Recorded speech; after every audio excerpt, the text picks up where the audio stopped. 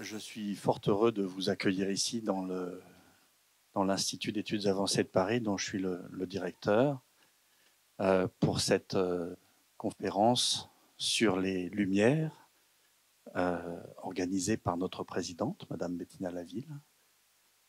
Vous avez tous, je pense, bien conscience que nous sommes dans une époque où il fait sombre, et de plus en plus. Et donc, essayons de revenir à ces lumières. Je suis célèbre pour mes introductions courtes. Celle-ci ne fera pas exception. Madame la Présidente. Merci, cher Sadi. Écoutez, d'abord, bienvenue à tous.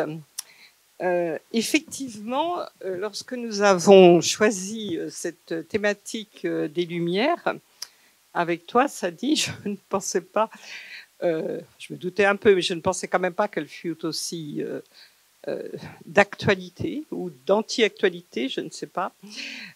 Et donc, ce cycle ouvre à une période où on parle beaucoup, et ça sera d'ailleurs le thème d'une des dernières séances, de lumières obscures, etc., en espérant pour l'instant qu'elles ne seront pas avérées, bien qu'elles pointent, comme on dit. Je suis très heureuse, nous sommes très heureux de vous accueillir, tous deux. Je vais commencer par ma voisine, la philosophe Corinne Pelluchon, qui je connais bien avec toutes mes affinités écologiques et que je lis beaucoup. Corinne a écrit énormément de livres sur la nature, sur le sentiment de la nature, sur les liens entre la nature, la société. Elle milite beaucoup pour la cause animale également. En fait, Corinne est une sensible, une philosophe sensible.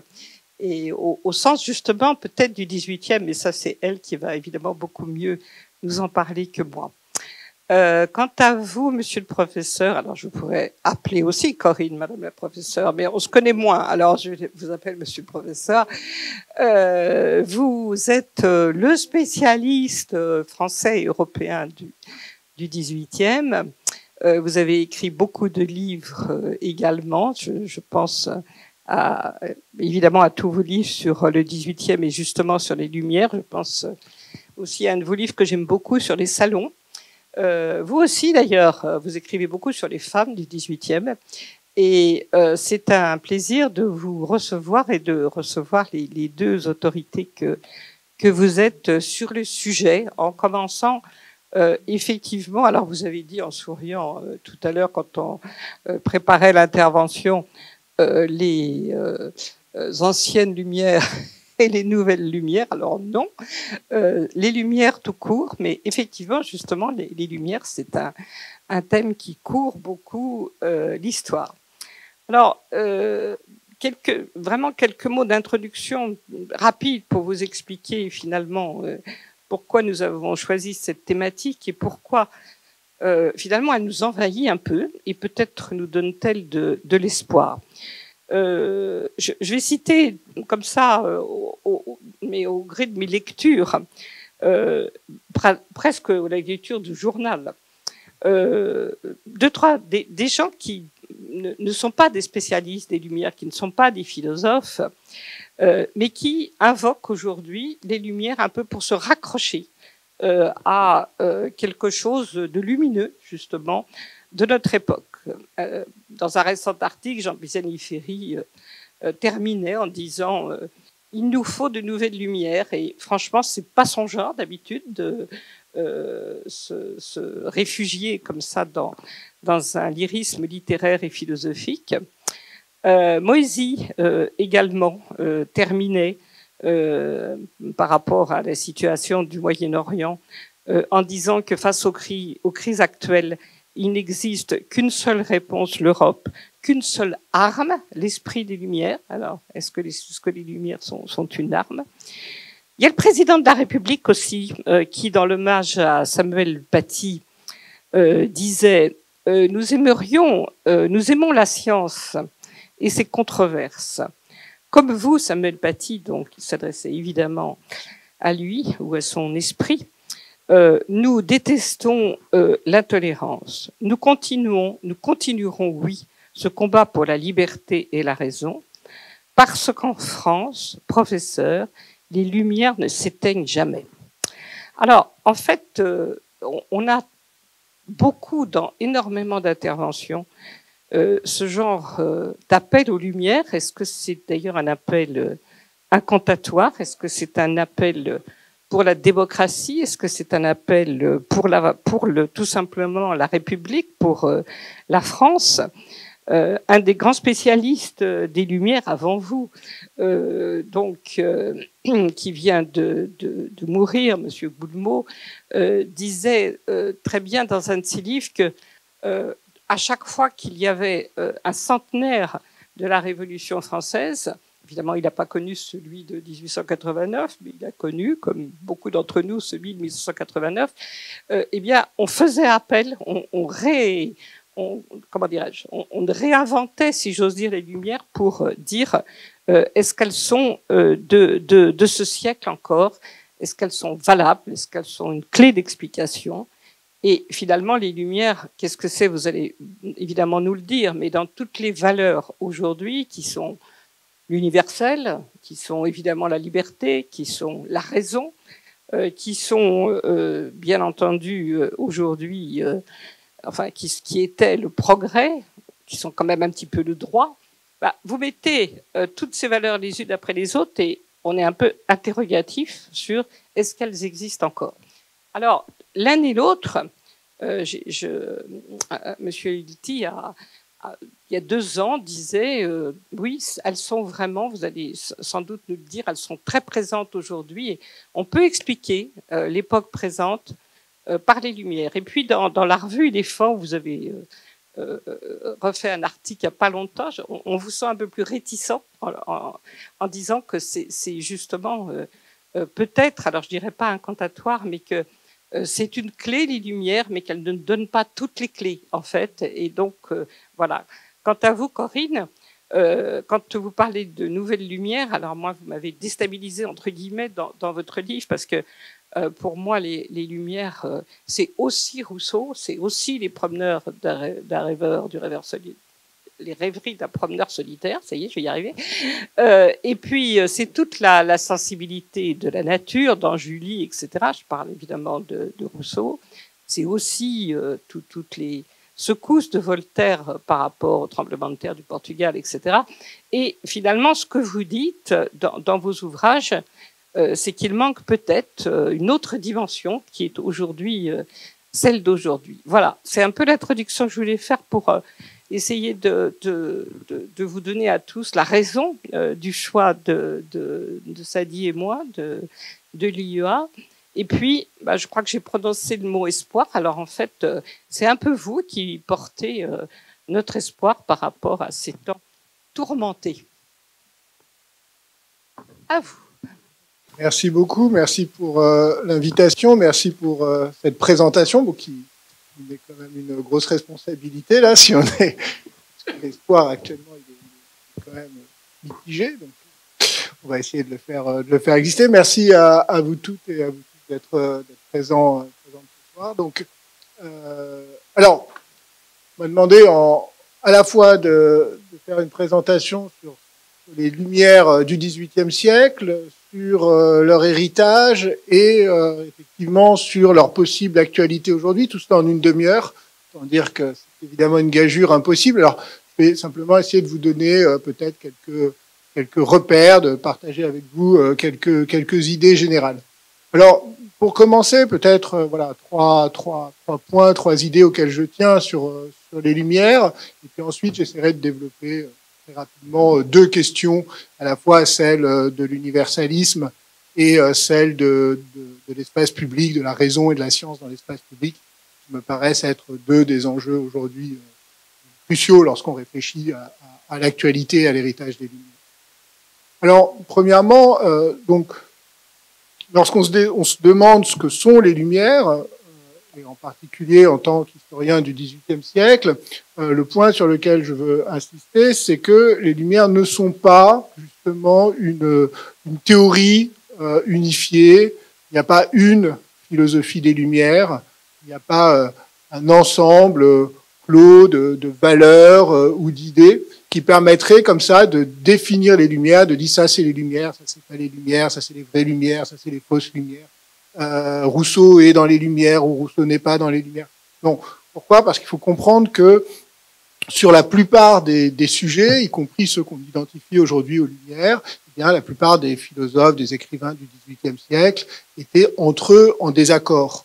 La chose la plus évidente, c'est par exemple cette valeur de progrès qu'on associe aujourd'hui de manière si évidente aux Lumières. Le progrès avec un P majuscule, l'idée que l'histoire suit immanquablement une route tracée vers le progrès, une grande idée du XIXe siècle. C'est pas une idée des Lumières. Les Lumières s'interrogent sur la possibilité de progrès avec des P minuscules dans différents domaines. Et leur grande question, c'est de savoir si des progrès dans certains domaines, par exemple dans les sciences, entraînent nécessairement des progrès dans d'autres domaines, par exemple dans le domaine de la morale.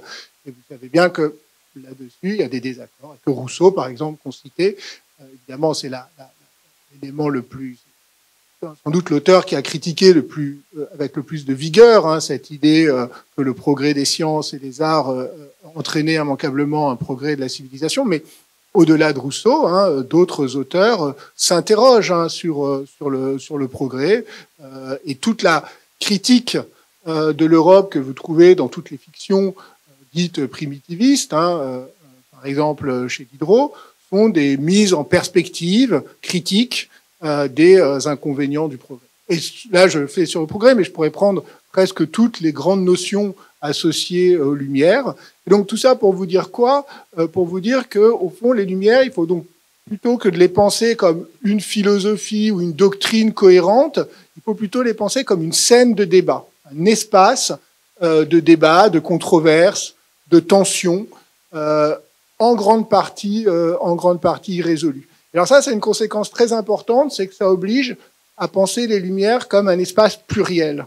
Donc, évidemment, en français, de toute façon, les Lumières, c'est au pluriel. Et par exemple, je pensais en anglais, The Enlightenment, on a l'impression de quelque chose de très unifié. Et en réalité, il faut vraiment prendre le pluriel de les Lumières au sérieux. C'est-à-dire qu'en fait, ce sont des débats avec des positions très différentes. Et du coup, c'est important parce que lorsqu'on réfléchit sur l'héritage des Lumières, sur ce qu'on fait des Lumières aujourd'hui, dès lors qu'on a cette conception plurielle et ouverte des Lumières comme un espace de débat intellectuel au XVIIIe siècle, eh bien, ça rouvre, on va le voir dans un instant, un grand nombre de possibilités dans l'aptitude qu'on a aujourd'hui à actualiser, à réinterpréter les Lumières. Alors là, ce qui est assez frappant, c'est qu'on a un énorme consensus chez les historiens des idées, les historiens de la littérature, aujourd'hui sur cette idée que les Lumières au XVIIIe siècle sont plurielles. Et en revanche, dans le débat, dans le discours public, il y a toujours cette idée que les Lumières, c'est quelque chose de relativement homogène. Donc c'est pour ça que j'y insiste.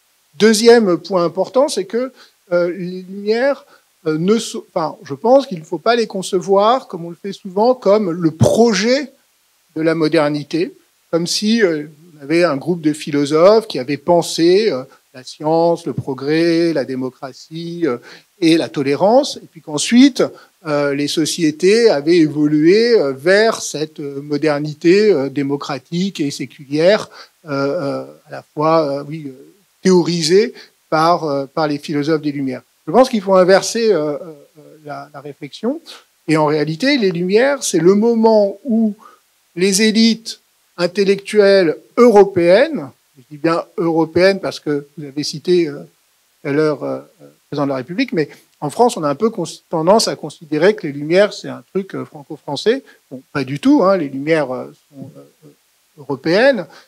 Et donc les Lumières sont plutôt le moment où les élites européennes se mettent à réfléchir de manière problématique et critique sur les grandes transformations sociales qui bouleversent les sociétés au XVIIIe siècle, que ce soit la crise des sociétés d'ordre, notamment la crise de la noblesse, la montée de nouvelles couches, on les appelait avant la bourgeoisie, mais on peut les appeler comme on veut, mais la montée en puissance de l'idéal de mérite contre l'idéal de la naissance, la crise de la pratique religieuse, le commerce colonial et le commerce mondial. Donc, toute une série de grandes transformations qui modifient les sociétés. Et les Lumières, c'est justement cette scène de débat qui vise à problématiser les ambivalences de la modernité.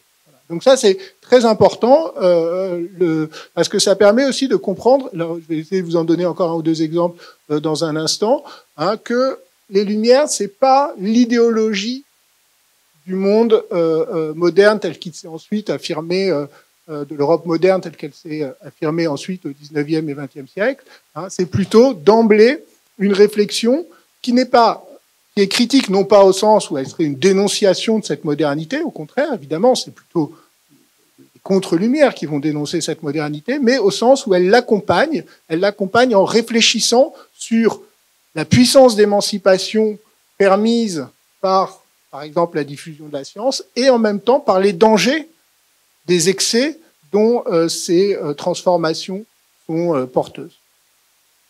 Troisième point, le fait que voilà, les Lumières sont à la fois une période historique, le XVIIIe siècle, au sens, on va dire dans ce cas-là, le siècle des Lumières, hein, et dans ce cas-là, si on insiste sur les Lumières comme période historique, ce que font en général les historiens, ça nous conduit à historiciser les Lumières. Donc effectivement, on va montrer que tel et tel auteur, tel et tel débat s'inscrit dans un contexte spécifique, ce que j'ai esquissé là à l'instant. Mais évidemment, les Lumières, et c'est la difficulté pour les historiens qui travaillent sur le XVIIIe siècle, les Lumières, ça renvoie aussi à autre chose, ça renvoie aussi à un ensemble d'idées, de valeurs, de notions, de textes qui continuent aujourd'hui à éventuellement nous inspirer, qu'on peut continuer à lire, qu'on peut continuer à défendre. Donc c'est très particulier, une période historique, les Lumières, qui est aussi quelque chose qu'on veut défendre, ou qu'on veut critiquer, ou qu'on veut dénoncer. C'est assez spécifique, il n'y a pas beaucoup de périodes historiques qui sont aussi le nom d'un héritage intellectuel et politique. Et donc pour comprendre comment s'articulent ces deux éléments, je pense c'est pour ça que moi j'ai souvent proposé la notion d'héritage, ou la notion d'actualité des Lumières. Alors quand je dis héritage, il faut bien comprendre, c'est pas du tout au sens de quelque chose qui s'imposerait à nous, encore moins quelque chose qu'on devrait glorifier comme un héritage sacré auquel on ne devrait pas toucher. C'est plutôt l'idée de réfléchir au fait, et vous l'avez très bien évoqué tout à l'heure, que les Lumières nous ont été transmises. Et que lorsqu'on réfléchit aux Lumières et à l'idée qu'on s'en fait, très souvent, en réalité, elles ont été transmises à travers toute une série d'opérations, d'interprétation, de réinterprétation au XIXe et au XXe siècle. Par exemple, cette idée que les Lumières, c'est un universalisme abstrait, rationaliste, hostile à la sensibilité. En fait, c'est quelque chose qui est construit. Hein, et ça, par exemple, en ce moment, dans mon cours, je n'ai pas le temps de développer, mais je m'amuse pas mal à faire ça. On voit très bien comment toute une série d'auteurs, au XIXe et au XXe siècle, ont, par exemple, lors des centenaires ou dans des rééditions, etc., construit des images. Donc, par exemple, on a une image de Voltaire qui est très particulière et qui est le résultat, qui est pas totalement conforme à ce qu'était Voltaire et à son œuvre, mais qui est le résultat d'opérations de relecture, d'interprétation de Voltaire et d'une politisation de Voltaire, le Voltaire républicain, par exemple. Très amusant d'avoir Voltaire comme grande figure de la République. Voltaire qui lui-même était un grand admirateur des monarchies. Donc et ça a été tout un travail au XIXe siècle de républicanisation de Voltaire. Bon, voilà 3 points généraux, mais qui au fond permettent peut-être de donner déjà un début de réponse à cette question. Bon, mais alors héritage ou pas, actualité ou pas Eh bien, oui, mais à condition, justement, de penser que l'héritage des Lumières, ce ne sont pas simplement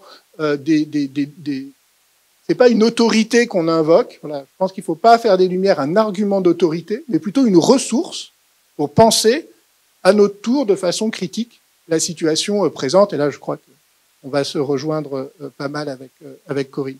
Alors, maintenant, je développe un peu plus donc 2 points. Donc la question d'abord de l'universalisme. Alors, vous le savez bien, aujourd'hui, c'est sans doute un des débats les plus vifs, les plus chauds autour de cette question des Lumières et de leur héritage, puisque l'universalisme est à la fois est très associé aux Lumières, et il est à la fois défendu et critiqué dans un double débat. Je suis obligé d'aller très vite, mais c'est des choses un peu embrouillées, mais il y a un débat qui est à la fois un débat, on va dire, global, sur la question au fond, de l'universalité de la pensée des valeurs européennes dans un monde qui est aujourd'hui un monde globalisé et un monde pluriel. Et puis, un débat qui est un débat plutôt national autour de ce qu'on appelle l'universalisme républicain, c'est-à-dire une certaine conception de la citoyenneté qui soit est très méfiant, soit même rejette complètement toutes les affirmations d'identité particulière, culturelle, cette idée de la République et de la citoyenneté qui refuse donc les identités. Et dans les deux cas, l'universalisme est associé aux Lumières comme un universalisme très abstrait, eurocentré, donc hostile aux différences, voire dans la grande critique qui est menée aujourd'hui par la pensée postcoloniale ou décoloniale sur les Lumières qui seraient racistes, colonialistes, impérialistes. Alors le problème, c'est que si on pose les choses en ces termes, soit les Lumières sont émancipatrices parce qu'elles sont du côté du citoyen abstrait et refusent de prendre en considération toute forme de diversité ou d'identité particulière, soit elles sont racistes et colonisatrices, eh bien, on ne comprend pas grand-chose. Pourquoi ? Parce que des deux côtés, on a des caricatures des Lumières, on a une conception totalement homogène et caricaturale des Lumières. Alors, pour desserrer un peu ça, eh bien, il faut justement revenir au XVIIIe siècle, aux auteurs et aux textes du XVIIIe siècle, il faut les relire, et on s'aperçoit qu'en fait, ce qu'on appelle, d'abord le terme même d'universalisme, je le rappelle, n'existe pas au XVIIIe siècle, un terme philosophique où il existe de manière vraiment dans certains débats théologiques qui n'ont rien à voir avec ce dont pas grand-chose avec ce dont on est en train de parler. Et donc, si on regarde de plus près, en revanche, le vocabulaire de l'universel est présent. Et donc, si on regarde de plus près les textes et les auteurs qui se réclament de l'universel, qui mettent en avant l'universel, c'est-à-dire l'idée qu'il y a des lois, des valeurs, des normes qui sont valables en tout lieu pour toute et pour toute personne, eh bien, on se rend compte qu'il y a des usages très différents de cet universel. Alors, et très vite, moi, je distingue 3 langages de l'universel au XVIIIe siècle, mais qui, je pense, perdurent jusqu'à nos jours. Il y a ce qu'on appelle souvent l'universalisme abstrait, que je préfère appeler l'universalisme cosmopolite. C'est un universalisme qui, grosso modo, est associé à la figure d'Immanuel Kant, allemand, fondé sur, disons, le rationalisme et la capacité individuelle de s'émanciper par la raison, par la pensée rationnelle. Et un universalisme, donc pourquoi cosmopolite ? Parce que c'est un universalisme du droit, et c'est un universalisme qui, justement, pense au-delà des frontières nationales. Mais cet universalisme, qu'on le défende ou qu'on le critique, on peut faire les deux, ce qui est très frappant, c'est que ce n'est pas du tout la totalité des langages de l'universel portés par les Lumières. Il y a un deuxième langage de l'universel qui est sans doute beaucoup plus important au XVIIIe siècle, qui est le langage du progrès et de la civilisation. Et là, c'est très différent parce qu'en fait, c'est un langage historique de l'universel. C'est l'idée que la raison est vraiment plongée dans l'histoire. Et donc, c'est l'idée que toutes les sociétés, toutes les cultures doivent passer par une série, ou vont passer, ou peuvent passer par une série d'étapes historiques qui vont mener de la sauvagerie ou de la barbarie aux États civilisés et policés dont l'Europe moderne donne l'exemple.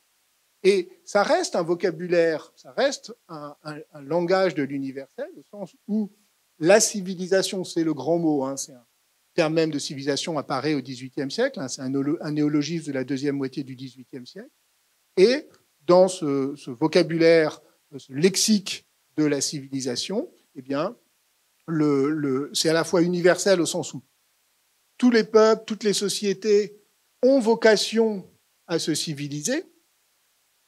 Il n'y a aucun peuple qui est inapte par principe à la civilisation et à la culture, mais en revanche, ça reste quand même un modèle, un langage qui est extrêmement eurocentrée, au sens où c'est l'Europe du XVIIIe siècle, celle des cours princières, celle du commerce, etc., qui donne le modèle unique de la civilisation. Et à partir de là, ça fait des langages où l'Europe doit civiliser le reste du monde, où la France doit civiliser le reste de l'Europe, où Paris doit civiliser le reste de la France, où les élites intellectuelles et sociales doivent civiliser le reste de la populace parisienne. Faire vite, mais vous voyez que je caricature, mais c'est exactement ce que vous trouvez dans énormément de best-sellers du XVIIIe siècle et des Lumières. Donc ça, c'est un certain type du langage de l'universel qui va jouer un rôle très important ensuite dans un certain héritage des Lumières, au XIXe siècle notamment, autour de ce qu'on va appeler par exemple la mission civilisatrice. Et c'est ce qui explique qu'une partie, par exemple, de la colonisation menée par l'Europe et plus précisément par la République en France va pouvoir se réclamer des Lumières, mais d'un certain discours des Lumières et qui va en plus être un peu, disons, tordu, mais à partir néanmoins de ce langage de la civilisation et de l'Europe qui doit émanciper les autres peuples en leur portant la civilisation. Alors, est-ce qu'il faut leur porter pacifiquement par le modèle ou autoritairement par la colonisation? Ça, c'est une autre question. Et puis, il y a un troisième langage et vocabulaire de lexique de l'universel, c'est ce que j'appelle l'universel critique, et qui, là, au contraire, retourne ce discours-là et qui, au nom de valeurs d'égalité universelle et d'humanisme, critique et dénonce très violemment la colonisation européenne. Et donc il y a, et ça on a tendance aujourd'hui à l'oublier, il y a un discours anticolonialiste et abolitionniste très important dans la pensée européenne des Lumières. Parmi les auteurs les plus à la fois connus, très figure emblématique des Lumières et en même temps de cette pensée anticoloniale, vous trouvez Diderot. Diderot, aussi bien le Diderot du supplément Voyage de Bougainville, qui est moi un texte un peu fétiche, sur lequel j'ai beaucoup travaillé, et dans lequel, au début, peut-être pour ceux qui l'ont en tête, vous rappelez que ça commence par l'arrivée donc de Bougainville, et plutôt par le départ, puisque le vieillard tahitien, c'est le début du texte, enfin, c'est le premier chapitre du supplément, se lance dans des imprécations contre Bougainville pour dénoncer justement l'arrivée des Français. Et alors, il commence par, je vous cite un ou deux exemples pour vous montrer, il commence par s'adresser d'abord aux autres Tahitiens en disant « Un jour, ils reviendront, ils, c'est les Européens. Le morceau de bois que vous voyez attaché à la ceinture de celui-ci dans une main et le fer qui pend aux côtés de celui-là dans l'autre, vous enchaînez, vous égorgez, vous assujettir à leurs extravagances et à leurs vices. Un jour, vous servirez sous eux, aussi corrompus, aussi vils, aussi malheureux qu'eux. » Donc, alors que même que l'expédition de Bougainville n'était pas une expédition proprement coloniale, c'est une expédition d'exploration. Bougainville la raconte au contraire comme un grand moment de rencontre heureuse avec ce peuple des antipodes. Eh bien, Diderot, lui, traduit cet épisode de la rencontre heureuse en épisode prémonitoire de la violence coloniale et de l'asservissement. Et dans la suite du texte, le vieillard se tourne vers Bougainville et lui dit « Laisse-nous nos mœurs, elles sont plus sages et plus honnêtes que les tiennes. Nous ne voulons point troquer ce que tu appelles notre ignorance contre tes inutiles lumières. Tout ce qui nous est nécessaire et bon, nous le possédons. Sommes-nous dignes de mépris parce que nous n'avons pas su nous faire des besoins superflus. » Donc, cette idée d'une critique de l'Europe qui voudrait imposer ses inutiles lumières et sa civilisation à d'autres peuples, eh bien, vous la trouvez chez Diderot. Et je pourrais vous citer, bon, je n'ai plus le temps, mais des passages que Diderot a écrits pour l'histoire philosophique des deux Indes, de l'abbé Raynal, dont Diderot a écrit presque un tiers, qui est un des grands best-sellers européens des années 1780, et qui contient des textes d'appel, alors c'est un peu rhétorique, mais néanmoins d'appel à la révolte et à la violence contre les colons européens, qui sont d'une virulence qui, franchement, il y a n'en trouve pas de textes aussi violemment anticoloniaux dans la plupart de la littérature décoloniale contemporaine. Donc, j'aime bien insister là-dessus parce que c'est pour vous montrer que voilà, on trouve, il est vrai, chez les auteurs des Lumières, des textes colonialistes, eurocentriques, des textes racistes même. Il faut évidemment absolument pas le cacher et le nier. Mais on trouve aussi des textes, et donc c'est comme celui-ci. Donc, c'est cette pluralité qui montre qu'aujourd'hui, sur ces questions de l'universalisme, penser l'héritage des Lumières, c'est aussi penser vers quels auteurs, vers quels textes et vers quelle tradition des Lumières on se tourne. C'est cette ambiguïté, ces contradictions de l'Europe, de l'héritage des Lumières qu'il faut avoir en tête justement pour sortir des polémiques un peu faciles sur Lumière émancipatrice ou raciste. J'ai encore 5 minutes ou pas? Quand est-ce que j'ai commencé? Et donc, peut-être très rapidement alors, pour vous parler de... Aujourd'hui, c'est un enjeu fondamental, évidemment, c'est la question des sciences et de la raison dans l'espace public. Évidemment, au cœur, j'ai dit, les Lumières sont plurielles, les Lumières sont un espace de débat, mais au cœur des Lumières, on a évidemment, néanmoins, cet idéal de l'émancipation par la connaissance, par le savoir et par la diffusion du savoir. Les Lumières, au sens propre, au XVIIIe siècle, c'est les Lumières avec un L minuscule, c'est-à-dire les connaissances. Donc, les Lumières, c'est l'idée que la diffusion au-delà des espaces savants et des espaces intellectuels, la diffusion des connaissances et du savoir vont permettre aux gens de penser par eux-mêmes. Et que s'ils pensent par eux-mêmes, ils seront plus autonomes, ils seront plus heureux, ils seront plus justes. Ça, c'est quand même, disons, fondamentalement la base.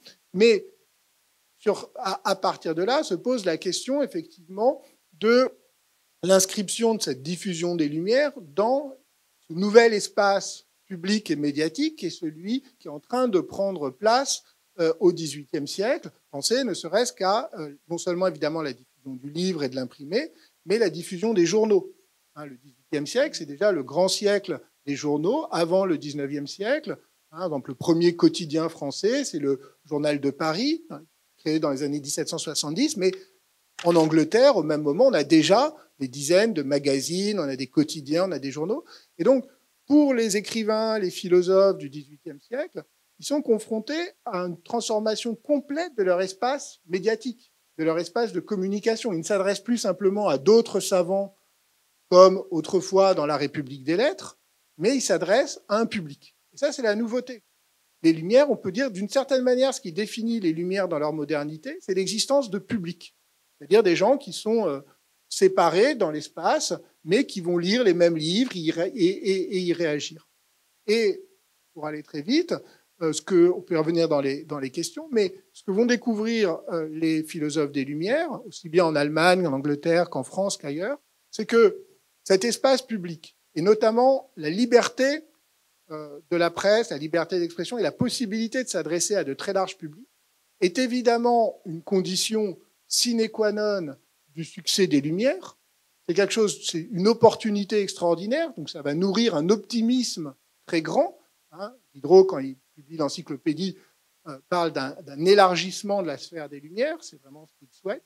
Et en même temps, ils vont découvrir très vite que c'est aussi un piège, et que cet espace public des Lumières, c'est aussi une formidable opportunité donnée à tous les démagogues, à tous les faux savants, à tous les faux philosophes qui, justement, vont profiter de cette possibilité, de cette demande de savoir et de connaissance de ces publics pour, au fond, leur vendre des faux remèdes.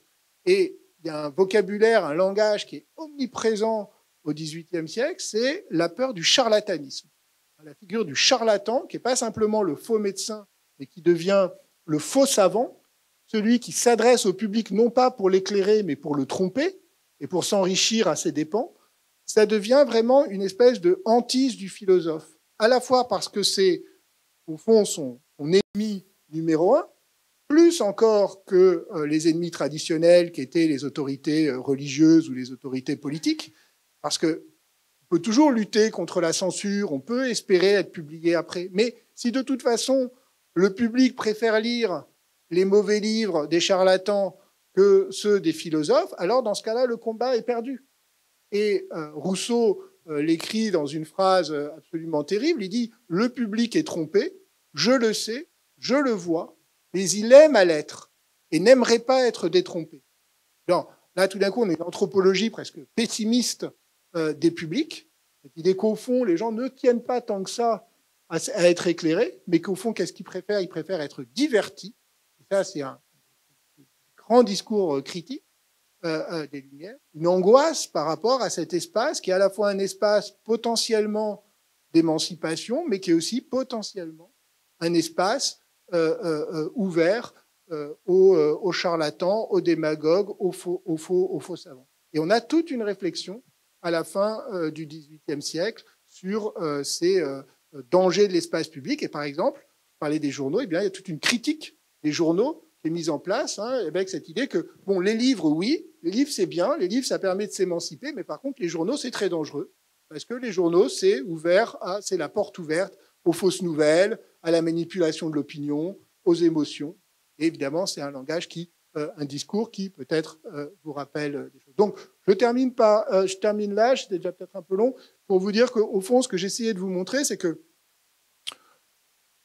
une bonne manière, si on rouvre, on reprend les textes du XVIIIe siècle, on reprend la lecture, on essaie de les contextualiser et on pluralise ce qu'ont été les Lumières et les débats du XVIIIe siècle, eh bien, peut-être qu'on se donne des ressources pour penser aujourd'hui toute une série de difficultés que l'on retrouve, que ce soit la question des rapports entre l'Europe et le reste du monde, que ce soit la question de la place de la science et de la raison dans l'espace public. Et j'ai pris ces deux exemples, je pourrais en prendre d'autres, pour bien les penser aujourd'hui et pour que les Lumières soient à nouveau une ressource intellectuelle et critique et pas un argument d'autorité ou un punching ball. Je pense qu'il faut avoir en tout cas, je milite pour qu'on ait cette conception ouverte des Lumières. Voilà, merci beaucoup.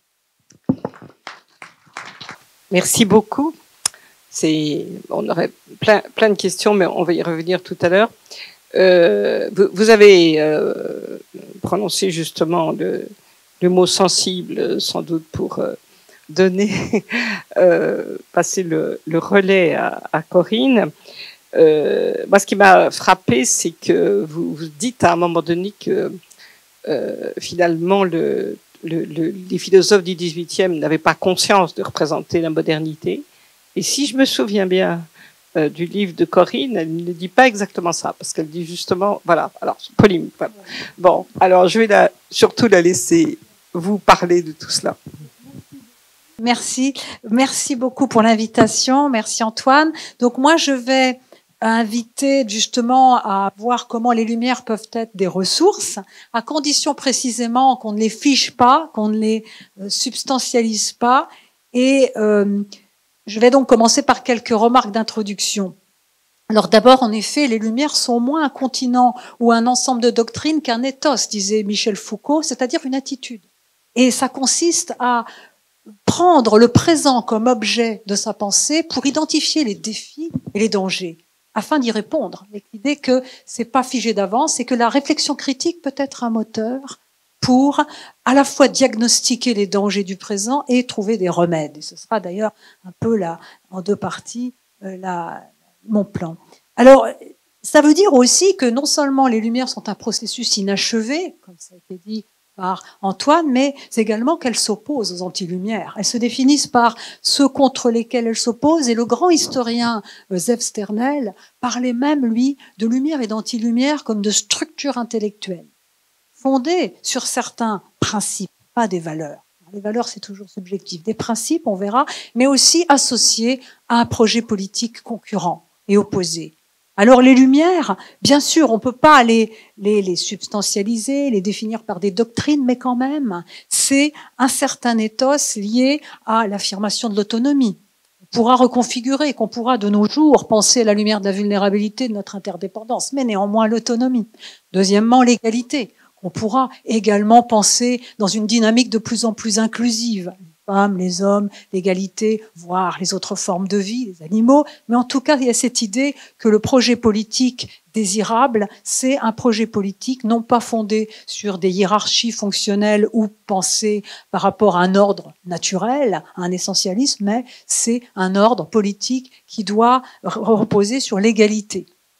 Donc la démocratie ou la république, puisque Rousseau, Kant n'aimait pas le mot démocratie, pour tout un tas de raisons. Donc autonomie, égalité, projet politique lié à l'égalité et refus donc de l'hétéronomie, donc d'un projet basé sur un ordre essentialiste ou sur une religion, qui va donc non pas être toujours dénoncée, mais en tout cas neutralisée politiquement. Et bien sûr l'unité de l'humanité, dont les droits de l'homme se feront l'écho. L'idée que, bien qu'il y ait des différences, et aujourd'hui on le sait, socialement, beaucoup de pans de notre identité sont socialement construits, mais il y a quand même une unité de l'humanité. Moi je parlerai de conditions humaines tout à l'heure. Enfin, le cosmopolitisme, et enfin la raison qui est, disons, un outil pour, et à l'époque au XVIIIe, l'organe de l'universel.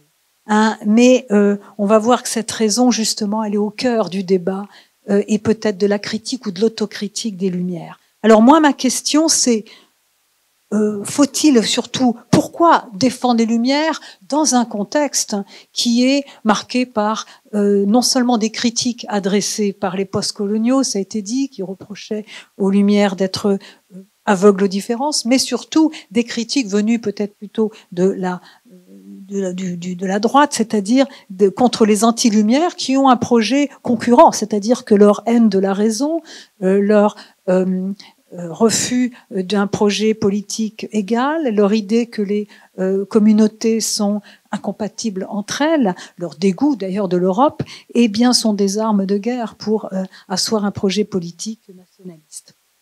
Alors, mais c'est surtout, il convient fondamentalement de prendre au sérieux le fait que les Lumières ne nous ont pas préservés du pire. Car aujourd'hui, comment défendre les Lumières après les crimes coloniaux, mais aussi Auschwitz, les goulags, et le retournement de la raison en son contraire, et même l'émergence d'une rationalité irrationnelle, comme disaient les théoriciens de la théorie critique, Adorno, Horkheimer, tous ces auteurs, souvent juifs allemands, qui se prennent en pleine figure l'effondrement de la République de Weimar, et qui prennent au sérieux le fait que peut-être la raison elle-même, c'est, comment dire, c'est vidé, c'est amputé, et est devenu finalement un instrument au service du bien et du mal, et surtout du mal. Alors c'est donc cette question que je vais poser en 2 points. D'abord, diagnostiquer justement ce retournement des Lumières en barbarie, du progrès en régression, de la raison en irrationalité, qui a expliqué aussi cette éclipse des Lumières, ce silence des philosophes pendant très longtemps, qui n'osaient pas reprendre l'idée des Lumières, Habermas et Rawls étant un peu des exceptions, mais et pourquoi pourtant aujourd'hui nous avons besoin plus que jamais, non pas de prendre les Lumières comme une sorte d'argument d'autorité, mais peut-être de définir un projet commun. Mais comment? Avec quels outils pouvons-nous, après toutes les ruptures historiques, mais également épistémologiques, qu'il y a entre nous et les hommes et femmes du XVIIIe siècle, Darwin, les technologies, etc. Puisqu'il y a effectivement comment défendre les Lumières aussi dans le contexte de l'effondrement écologique et des technologies qui ne sont pas assises sur un projet d'émancipation, mais qui nous échappent et qui peuvent être aussi l'outil de notre destruction. Auschwitz, Hiroshima et la bombe atomique. On philosophe à l'ombre de la bombe, comme disait Michel Serres et après Jaspers. Alors donc, diagnostic ou partie critique, je vous ai parlé des théoriciens de la théorie critique, Adorno, Horkheimer, les papas d'Habermas, pour ainsi dire, et les miens aussi. Eh bien, ils montrent que la raison n'est pas la même. La raison du XVIIIe siècle, celle qu'on célèbre chez Kant, chez Rousseau, eh bien, cette raison-là, ou cette raison aussi qu'ils appellent, qui était liée au capitalisme bourgeois, même donc après, au XIXe siècle, cette raison, elle a été perdue, car elle était à l'époque l'organe de l'universel, ce qui me permettait de saisir ce que j'ai en commun avec les autres. Au contraire, disent-ils, au XIXe siècle et avec ce qui s'appelle le capitalisme tardif, eh bien cette raison est devenue finalement un simple outil d'efficacité. Elle n'est plus le moyen de distinguer le vrai du faux, le juste de l'injuste, elle est devenue instrumentale. Cette raison mise au service de l'individu dans ce qu'il a de plus particulier est également devenue un outil de la quantification et a ouvert la voie à ce que Adorno, Horkheimer et ses camarades ont diagnostiqué comme étant une ère où l'humain finalement ne compte pas, où tout est quantité, et qui va englober des phénomènes différents historiquement, mais qui ont en commun le fait que la raison est prise dans les raies de la domination du style. Bureaucratisation, totalitarisme, les goulags, Auschwitz, et une déshumanisation qui, évidemment, est liée à des structures sociales et économiques qui vont faire que l'humain contemporain est particulièrement vulnérable aux solutions autoritaires et totalitaires, car il a perdu le rapport à la vérité, il a perdu les moyens de chercher la vérité, et aussi il a perdu un rapport spontané au monde commun. C'est proche aussi de Hannah Arendt quand elle parle de désolation. Alors, évidemment, bon, c'est fantastique, ce qu'ils disent, c'est terrible, mais c'est vrai. Et cette raison prise dans les raies de la domination, c'est une raison amputée d'elle-même, et c'est une domination qui est toujours triple. Et je vous dis ça parce que moi, je vais m'emparer justement de certaines intuitions qu'on a chez ces auteurs. Cette domination, elle est triple, elle est à la fois domination des autres, elle est domination de la nature, donc des animaux, de la nature, et elle est domination de notre nature. Domination de la nature à l'extérieur de soi et à l'intérieur de soi. Et moi, je vais de plus en plus insister sur le fait que la clé de la domination, c'est-à-dire d'une manière d'un rapport de prédation à la nature, d'une manière d'écraser autrui, de l'exploiter, d'oublier qu'il a un visage, de l'enfermer comme cela, la réification des animaux, tout cela, eh bien, c'est lié à la répression de notre propre nature, à l'oubli de notre condition charnelle, terrestre. Alors, ils ne disent pas comme ça, hein, ce sont des intuitions, car ils vont surtout insister sur le diagnostic de ce retournement de la raison en son contraire, mais ils invitent quand même à chercher des remèdes, et Dieu sait si les successeurs de ces grands penseurs, pensez à Habermas, n'auront de cesse de reconstruire, de chercher à trouver des solutions pour repenser l'Europe, pour penser la démocratie, etc. Mais du coup, moi, je vais parler d'une double amputation de la raison. D'une amputation, oui, de la raison qui donne naissance au rationalisme instrumental et qui est plutôt lié au capitalisme tardif, donc à cet effacement de la dimension transcendante de la raison. Cet effacement, ce fait qu'elle devient, donc, comme je le disais tout à l'heure, à la fois au service de l'individu dans ce qu'il a de plus particulier, et elle devient un simple outil. Elle perce, voilà. Elle n'est plus conscience morale, instinct divin, hein, comme Rousseau, que Kant avait annoté. Mais il y a une amputation plus originaire qui n'est pas liée au XVIIIe siècle. Parce que Adorno, Horkheimer, dans certains textes, disent que bon, ils sont assez méchants, mais pas dans tous, hein, à l'égard des hommes des Lumières.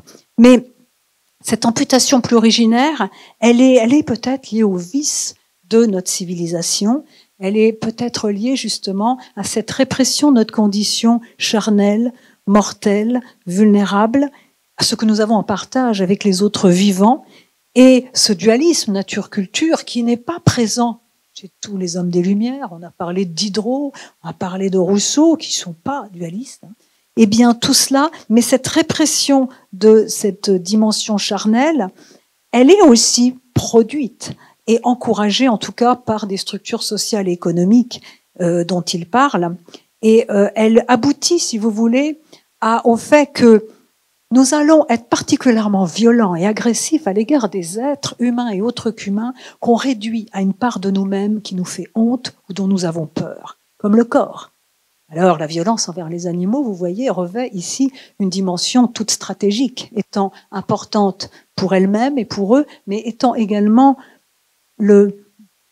l'illustration peut-être d'une culture de mort, en tout cas de moi de ce que j'appelle une culture de mort, liée au fait que justement cette répression de notre nature vulnérable, corporelle, charnelle, eh bien, aboutit à une amputation de nous-mêmes qui fait justement qu'on va être particulièrement violent à l'égard des êtres qu'on réduit à la nature, qu'on réduit au corps, ou qui sont différents, altérisés, et qui, eux, devraient mourir, mais nous, évidemment, ils seraient bons à manger, bons à tuer, mais nous, non.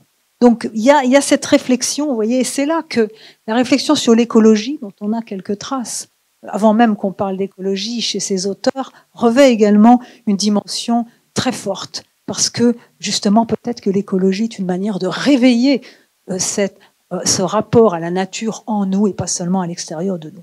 Alors moi, je vais parler d'un schème de la domination pour essayer de comprendre, pour essayer de faire une critique, justement, non pas seulement de la modernité, mais une critique de notre société, de l'organisation sociale, mais qui ne soit pas seulement soluble dans la critique du capitalisme, mais qui pointe les points communs qu'il peut y avoir entre des phénomènes historiques très différents, comme la bureaucratisation de la société, les totalitarismes, la réification des animaux, tout cela. Et du coup, je parle de domination et de schème pour penser une sorte de principe organisateur de la société qui est fait des représentations conscientes et inconscientes qui orientent nos choix économiques, politiques, mais imprègnent également notre imaginaire et notre psychisme, et y compris notre vie pulsionnelle. Et je crois que ça, c'est un héritage, vous voyez, d'Adorno, Horkheimer, qui sont des gens qui viennent après, qui auraient bien voulu être des hommes des Lumières, mais qui montrent que le projet des Lumières et l'autonomie, l'émancipation marchent beaucoup moins bien que Kant ne l'avait dit. Et c'est les premiers à en être surpris, parce qu'au départ, ce sont des juifs allemands complètement intégrés, assimilés. Donc ils se prennent en plein visage cet effondrement de la République de Weimar et cette barbarie. Et la grande question de Adorno, c'est dans Erziehung nach Auschwitz, éducation après Auschwitz, comment rendre possible, la seule exigence de l'éducation doit être de savoir comment faire pour qu'Auschwitz ne soit plus possible. Auschwitz étant à la fois un phénomène historique et le chiffre de cette barbarie ultime. Alors, donc un schème, c'est une manière si vous voulez, dans un geste, et je vais en parler tout à l'heure, phénoménologique, de mettre comment dire, c'est un métaconcept, c'est une invention philosophique, pour mettre des lunettes sur le réel et essayer de pas seulement, vous voyez, critiquer les libéraux autoritaires ou les capitalismes, mais voir que le mal est profond. Peut-être que nous avons un travail à faire pour non seulement sortir de l'anthropocentrisme qui conduit à n'accorder une valeur aux choses que de notre point de vue, souvent instrumental, mais il s'agit profondément de nous réconcilier avec notre propre condition humaine, notre nature qui est charnelle, corporelle, engendrée, mortelle, et qui fait que nous ne sommes pas un empire dans un empire, que nous ne sommes pas... Donc voilà. Alors ça, c'est vraiment... l'idée d'une émancipation qui suppose donc non pas de rejeter la raison, mais au contraire, mais de penser un rationalisme qui ne soit ni instrumental ni amputé et qui justement ne soit pas violent. Alors les pistes, et moi j'ai appelé considération justement cet effort-là. Alors les pistes, et là je vais rejoindre des propos tenus tout à l'heure par Antoine.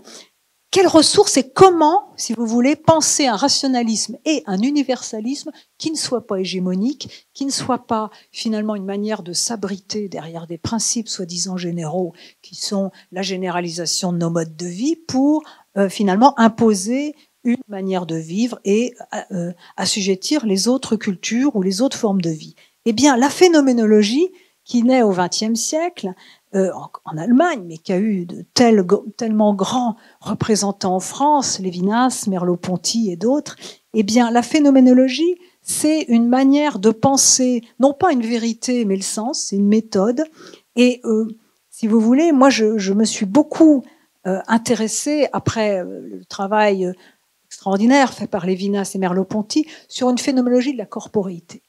C'est-à-dire, quand on prend l'humain, dans sa corporéité, comme être qui mange, qui vit quelque part, qui naît, qui respire, on voit que d'abord, il n'est pas seulement liberté, l'existence n'est pas seulement liée au projet, à la volonté, entre parenthèses, les théories du contrat social, de Rousseau, de Hobbes plutôt, jusqu'à Rawls, se sont fondées sur un sujet défini par la liberté d'abord.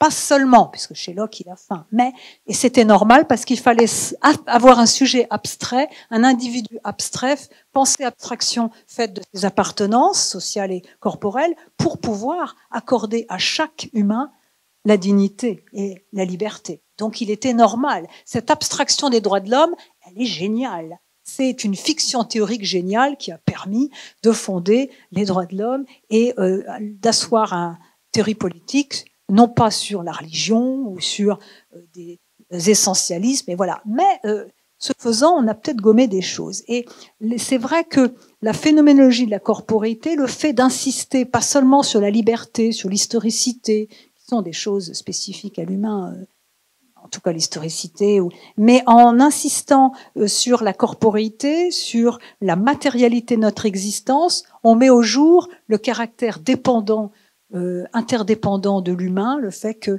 quand il respire, qu'il mange, qu'il est toujours en contact, le veuille ou non, avec les autres, humains et autres qu'humains. Et on voit que là, on fait surgir, non pas des valeurs, mais des structures de l'existence. On va, si vous voulez, avec cette description de l'existant dans sa corporéité, penser la condition humaine comme une. C'est-à-dire, tout le monde mange, tout le monde est engendré, tout le monde est mortel. Par exemple, le fait d'être né, d'être engendré, ça veut dire de ne pas s'être posé soi-même dans l'existence et d'avoir, comme disait Ricoeur, le trouble de plusieurs existences derrière la vôtre, car il y a vos parents, vos grands-parents et cette lignée ombilicale des vivants, cette liaison ombilicale des vivants. Autrement dit, la naissance installe l'intersubjectivité au cœur du sujet. La naissance, le fait de venir au monde, signifie que nous sommes arrivés dans un monde plus vieux, plus vaste que nous-mêmes, que Hannah Arendt appelle le monde commun, qui est fait des générations passées, présentes et futures, car nos technologies ont un impact sur des êtres pas encore nés d'ailleurs, et ce monde commun est fait aussi du patrimoine naturel et culturel, technologique, historique, symbolique, etc. Donc en fait, nous sommes l'obligé, chaque enfant est la promesse de renouvellement de ce monde commun, mais il est aussi l'obligé de ce monde commun qui ne doit pas être détruit après sa mort individuelle.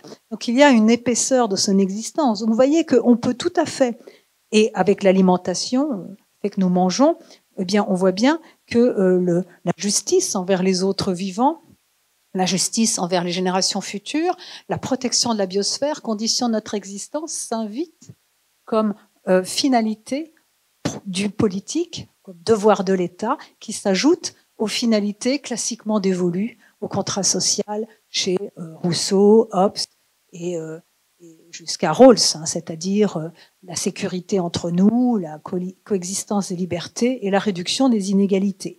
Là, il y a l'écologie, finalement, la protection de la biosphère, la justice envers les générations futures, les autres espèces. Eh bien, tout cela, ça s'ajoute. Et d'ailleurs, dans les déclarations des droits universelles des droits de l'humanité, Corinne Lepage a attesté ce fondement charnel et relationnel du droit. Alors, donc on voit qu'on a un universalisme, puisque même s'il y a des pans entiers de notre identité qui sont socialement construites, n'empêche que nous mourrons tous, nous sommes tous nés pour l'instant, comme cela, nous respirons, nous mangeons, nous avons besoin d'eau, nous vivons de ces choses, et en plus, nous avons besoin qu'elles nous nourrissent, qu'elles donnent une saveur, un sens à notre existence, sinon celle-ci est également diminuée. Et donc, on voit que ça peut tout à fait servir de ressource pour penser des nouvelles finalités du politique. Ça a une puissance normative dans le droit en politique. C'est un universalisme, mais non hégémonique. C'est pas des valeurs de grand-papa qu'on arriverait à imposer à tout le monde et qui seraient les valeurs finalement de la France ou les votes. Non, mais c'est un universalisme non hégémonique et en contexte, car ces structures de l'existence sont suffisamment larges pour que chaque culture les adapte à sa guise et à son rythme. Donc la méthode phénoménologique, cette manière de décrire les choses en prenant conscience du fait que nous avons tous des lunettes pour voir le monde et que ces lunettes, il faut les changer, les ôter pour revenir à la manière dont les choses me sont données ou pas, le visage d'autrui autrui ne m'est pas donné, il est au-delà de ma capacité, il est plus qu'un concept, il est plus que ce que je peux en penser. C'est pour ça que Lévinas disait qu'il a un visage. Eh bien, la phénoménologie nous permet de penser le sens de notre rapport aux choses, et elle a un potentiel est tellement fort que en plein existentialisme, dans les années 40, Merleau-Ponty, que Antoine aime beaucoup aussi, lancera dans un texte, lancera d'abord dans les années 40 que les animaux sont d'autres existences, rien que pour ça je l'aime, mais ensuite il dira dans un texte que Antoine aime beaucoup, qui est un hommage à Claude Lévi-Strauss et à Marcel Mauss, un texte qui est un hommage au voyage et à la démultiplication des perspectives, il parlera d'universalisme latéral, c'est-à-dire que en chaque être vivant et chaque culture, chaque personne configure le monde à sa manière, lève un voile, une couche du vécu qui rafraîchit, qui propose une interprétation. L'interprétation, le sens, pas la vérité absolue hégémonique qui serait dite par qui? Personne ne peut prendre le point de vue de Dieu, comme on dit en philosophie analytique. Donc, mais on peut faire tourner, varier les perspectives, et à partir de là, on enrichit la perception du monde, et ça ne veut pas dire que toutes les idées se valent, loin de là. Car il y a, comme disait Simone Veil, des poisons, des manières de parler qui sont des poisons et d'autres qui sont des nourritures. Alors, vous voyez que si on peut parler de lumière nouvelle, comme je le pense, eh bien, il faut penser quand même un saut.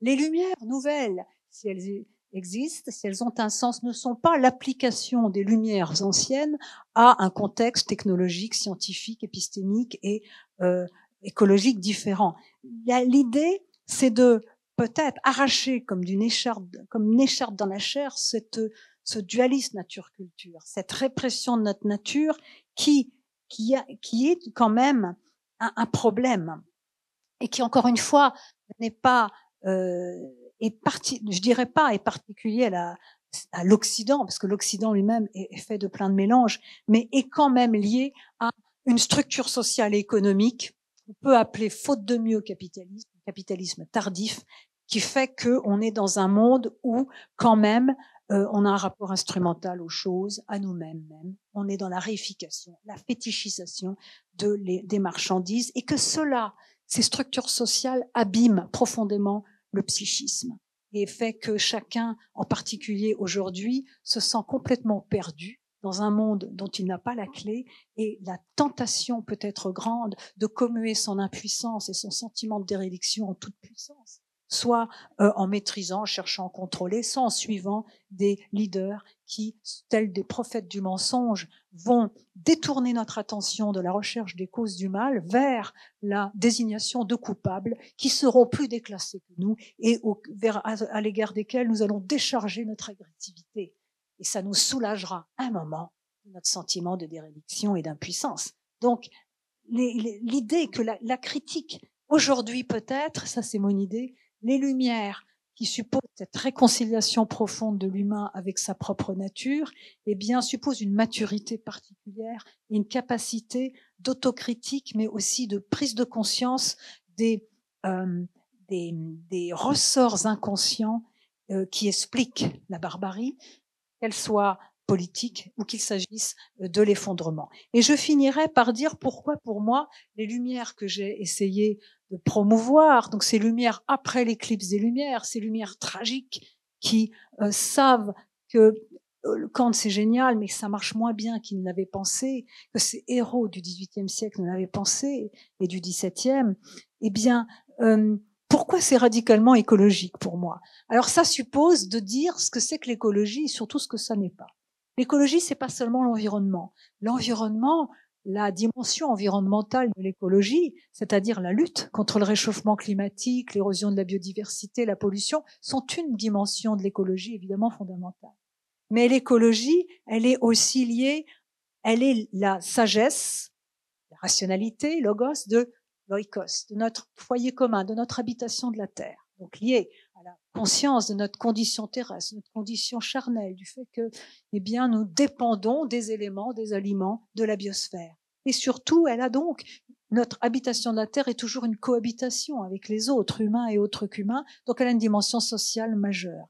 Et elle a une dimension existentielle liée à la remise en question majeure de pans entiers de notre éducation, à la remise en question de schémas de pensée qui nous faisaient à croire que nous étions des cerveaux sur pattes ou que nous avions, disons, une maîtrise sur la nature, etc.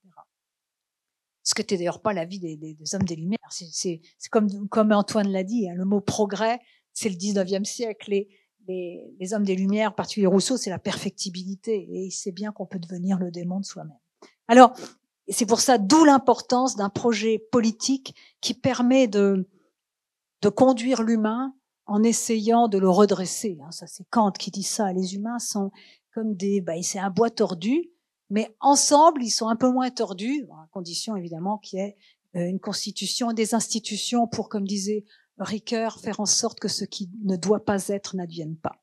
Donc l'écologie, c'est pour moi la sagesse de notre habitation de la Terre. Donc elle a une dimension émancipatoire majeure. Et elle est, je vais dire pourquoi, ce sera la fin, elle est la traduction politique et sociale de ce que j'appelle la considération, qui n'est pas tant le fait d'accorder une valeur propre à chaque être et d'avoir une qualité de présence à ce qu'on fait, mais qui est surtout le fait de faire de la place aux autres et d'apprécier sa place, toujours petite, dans le monde, et d'être capable de faire ce que j'appelle l'expérience de la transdescendance, c'est-à-dire que prendre conscience ou conscientiser le fait d'appartenir à un monde commun plus vieux et plus vaste que soi dès que l'on est, c'est aussi savoir que vivre, c'est vivre d'air, d'eau, de travail, vivre avec toujours les autres, on a toujours un impact sur eux, et vivre pour ce monde commun qui m'accueille à ma naissance, que je peux renouveler, dont je suis la promesse de renouvellement du monde, une promesse rarement tenue, mais que je dois préserver, ne pas abîmer, et en essayant de transmettre, de continuer à transmettre ce qui est beau et qui peut continuer à nourrir d'autres êtres. Donc, l'écologie, elle a une dimension émancipatoire, car elle s'oppose à l'hubris, elle est liée fondamentalement à la notion de limite, à la notion de non seulement à sa conscience de sa faillibilité, mais de ses limites liées à la mort, on ne peut pas assigner des limites à son bon droit au nom du droit des autres, humains et autres qu'humains, à exister. On ne peut pas être sobre ou accepter les limites planétaires, et donc à partir de là, avoir un projet de réorientation de l'économie, tout en sachant que les choix ne sont plus illimités, mais très limités, que le temps est compté. Ici, il est fini pour agir. On ne peut pas avoir cette pensée à la fois dans sa vie et au niveau de la réorientation de l'économie, donc des structures sociales et politiques, de la limite, si on ne reconnaît pas ses propres limites. Donc l'écologie, une écologie qui n'est pas liée à cette dimension existentielle et subjective de reconnaissance de ses limites, de cette réflexion sur la condition humaine, elle est elle-même, elle est borgne, elle est faible et elle est souvent idéologique. Donc, et l'écologie, elle est donc, en ce sens-là, dans sa profondeur, elle est contraire à l'hubris, à la démesure, et elle suppose donc cette pensée des limites, qui est une pensée de la considération, puisqu'on fait de la place aux autres à partir du moment précisément où on comprend ses limites. Considération, cum, avec sidus sideris, constellation d'étoiles. Se situer dans un monde, un univers, et regarder quelqu'un comme s'il était une étoile, mais ça suppose de connaître sa place. Alors, donc, du coup, pour finir, puisque je suis juste à 30, donc, étant pünktlich, je ne vais pas trop dépasser, l'idée, vous voyez, de reprendre, de repenser les Lumières, c'est d'abord, vous voyez, les Lumières à l'âge du vivant, le titre, c'est un geste vraiment des Lumières. Quand il l'a pas vécu, il est sorti de chez lui, lors de la Révolution française, et il a dit, voilà, il se passe quelque chose qui est irréversible, et ce qui compte, c'est pas tant, c'est l'idée de nommer une époque. Eh bien, le geste des Lumières, je le disais tout à l'heure, c'est de prendre le présent comme objet de sa pensée, en identifier les défis et les dangers, essayer d'y répondre, et nommer une époque. Nommer une époque, aujourd'hui, moi je l'appelle l'âge du vivant. Vous allez lui dire, mais quelle est cette philosophe? On a des guerres partout, destruction sans arrêt de la biodiversité, des animaux, comment peut-elle parler de l'âge du vivant?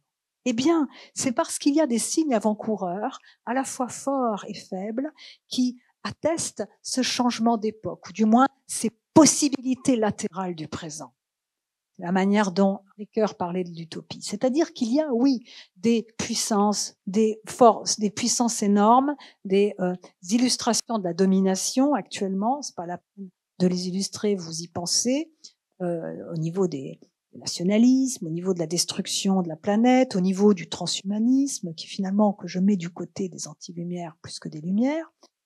Mais il y a également le vœu de beaucoup de personnes que qu'on protège davantage les animaux, qu'on vive autrement, leur manière d'attester le monde dans lequel où ils ou elles veulent vivre en mangeant autrement, en partageant le désir d'avoir plus de convivialité, le féminisme, qui est quand même une révolution et un humanisme. L'idée d'avoir des relations entre les hommes et les femmes qui ne soient pas liées à finalement des assignations ou à la domination, tout cela, eh bien, même dans ces contradictions, dans leurs contradictions, ces mouvements attestent quand même le vœu de s'émanciper de certains schémas obsolètes et qui ne rendent pas heureux. Donc, nommer l'âge du vivant, c'était justement nommer ces possibilités latérales du présent qui travaillent de manière à la fois discrète et pourtant importante, le présent, en essayant de les accompagner. Non pas pour s'ériger en maître émancipateur, comme des gens qui vont dire ce qu'il faut penser, mais comme plutôt des interprètes ou des herméneutes du réel qui essaient de tirer davantage ou d'accompagner davantage certaines possibilités qui sont qui ouvrent plus d'espérance. Mais moi, vous le savez peut-être, l'espérance, pour moi, c'est le contraire de l'optimisme, qui est le masque du déni, et ce n'est pas non plus une projection ou un désir comme l'espoir personnel, c'est vraiment la capacité à déchiffrer dans le chaos du présent et en dépit d'eux, en dépit des forces de la destruction, les signes avant-coureurs de quelque chose qui pourrait ouvrir de nouveau l'avenir. Car ce qu'il y a dans les Lumières, et c'était également au cœur de la présentation d'Antoine, c'est l'énergie. Ce qu'il y a dans les Lumières et qu'on peut regretter aujourd'hui, c'est qu'il y a dans les Lumières, il y avait des philosophes, des artistes, des écrivains, d'ailleurs parfois ils étaient les deux, quel talent, comme Diderot, comme Rousseau, mais c'est l'énergie, l'idée de faire corps, même s'ils s'engueulaient, même s'ils étaient différents, pour attester qu'un autre monde meilleur est possible.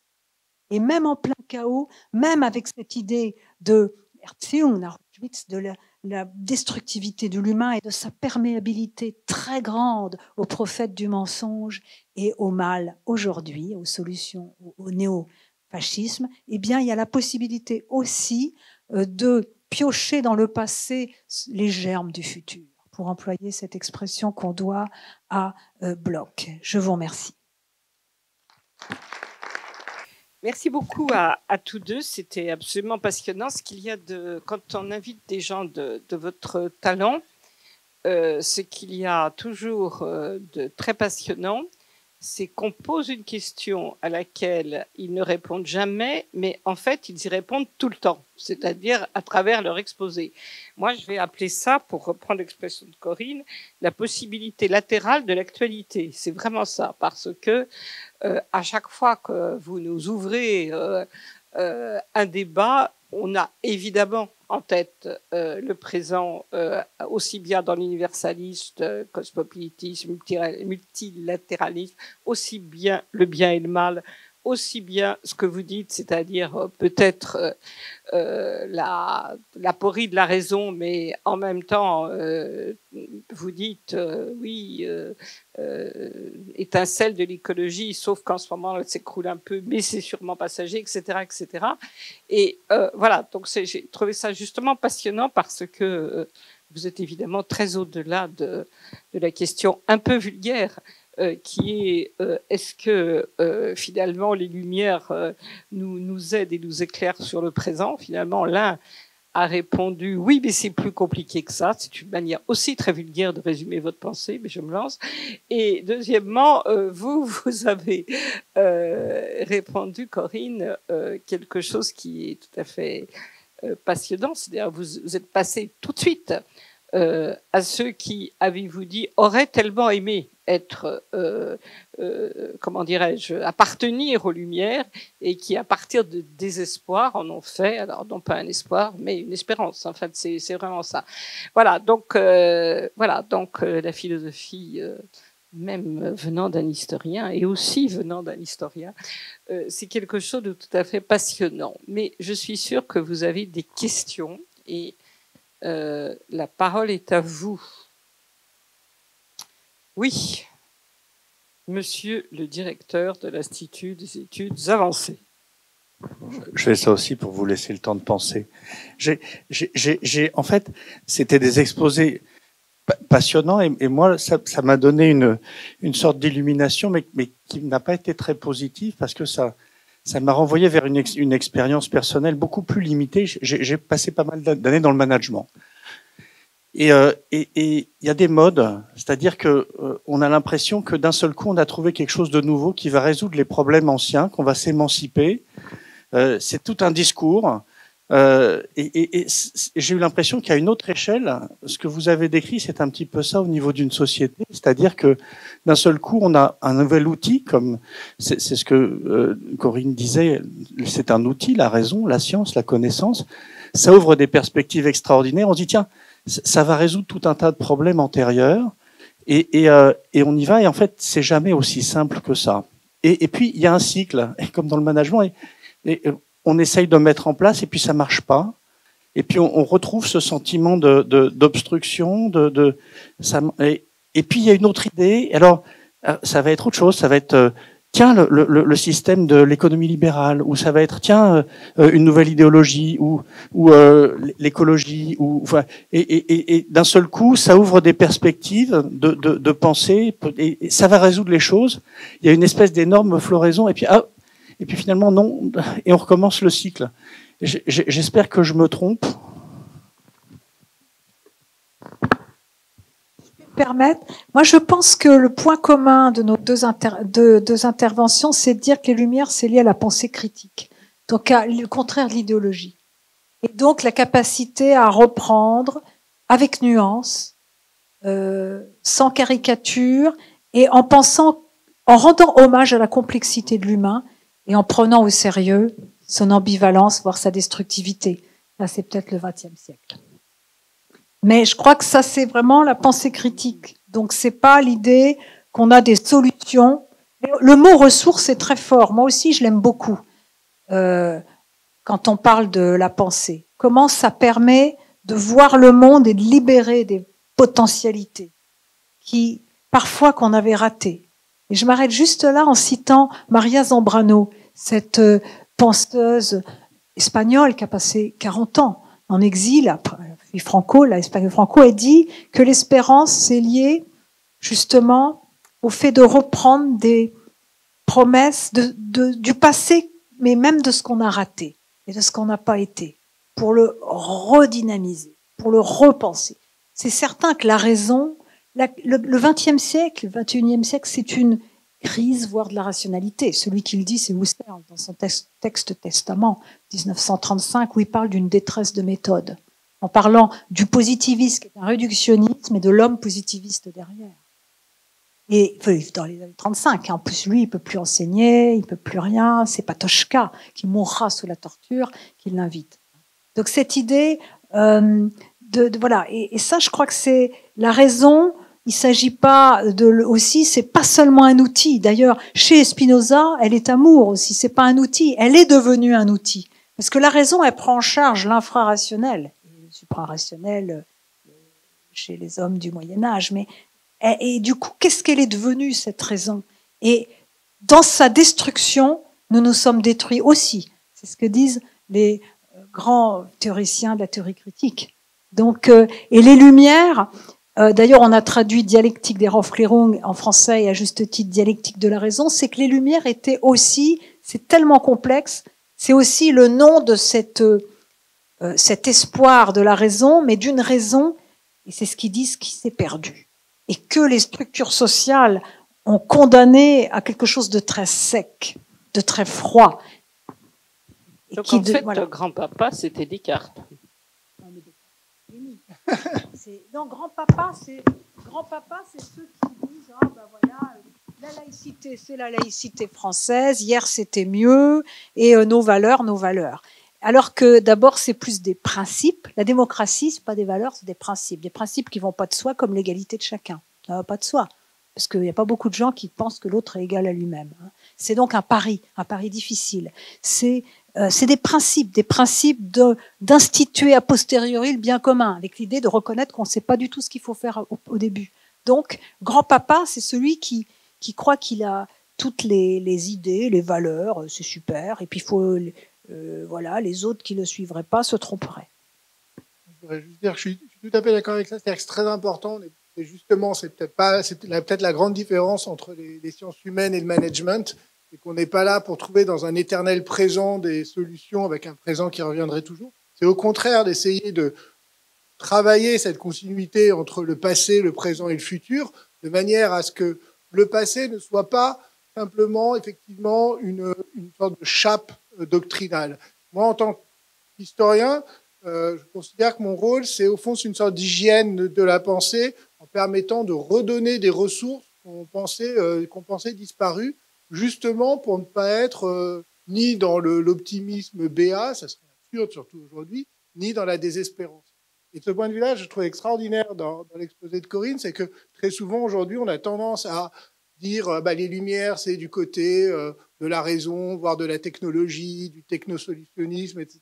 Et au contraire, l'insistance sur l'écologie, le féminisme, ce serait du côté d'une sorte de remise en cause de la rationalité des Lumières. Or, en fait, on voit que c'est tout à fait l'inverse. C'est tout à fait l'inverse. Et au contraire, une réflexion sur une phénoménologie de la corporalité qui pourrait passer, si on avait une conception très classique de l'histoire des idées comme étant aux antipodes des Lumières, qui sont parfois présentées, en partie à tort, comme une sorte d'émancipation de la nature.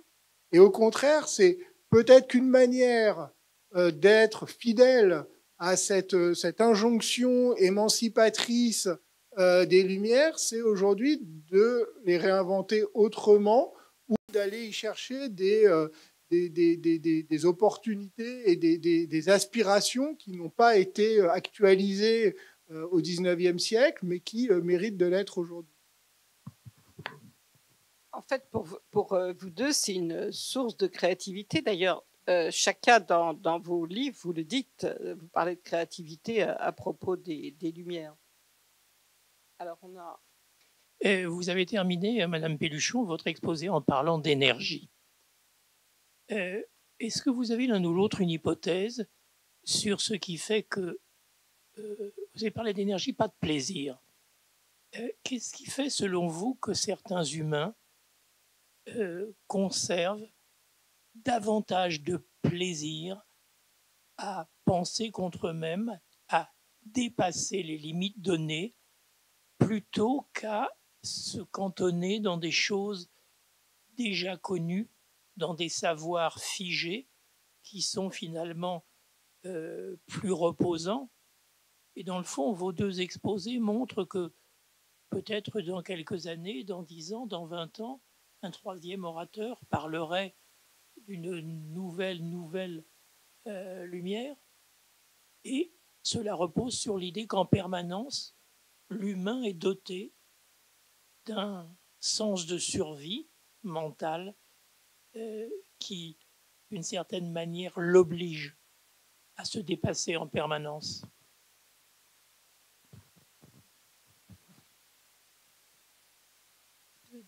Pour dire vite, c'est vrai que la liberté, c'est la transcendance. L'humain se dépasse.